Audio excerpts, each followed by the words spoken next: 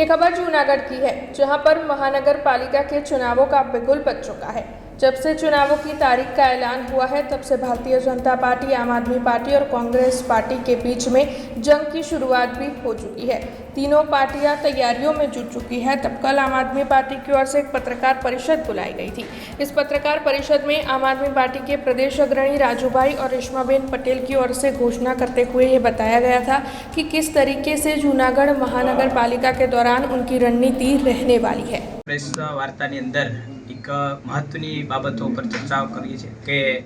आवनारी महानगरपालिका અને જે નગરપાલિકા અને પેટા ચૂંટણી જે અમુક છે તાલુકા પંચાયતની એ તમામ ચૂંટણીઓ ઉપર આમ આદમી પાર્ટીએ પૂરા દમખમ સાથે લડવાની છે અને જે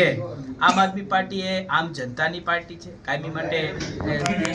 અન્ય જે 2022ની ચૂંટણી પછી પણ સતત ને સતત આમ આદમી પાર્ટીએ પ્રજાની વચ્ચે રહી અને પ્રજાના કામો કર્યા છે ત્યારે પ્રજાને ચોક્કસપણે વિશ્વાસ છે કે આમ આદમી પાર્ટીના જે નિષ્ઠાવાન અને પ્રામાણિક જે ઉમેદવારો છે એ મેદાને ઉતરશે, ચોક્કસ એમને એ લોકો સફળ બનાવશે અને અમે જૂનાગઢ મહાનગર અને જૂનાગઢ જિલ્લાની अन्य जे 6 नगरपालिकाओं है 6 नगरपालिकानी अंदर તમામ હોર્ડની અંદર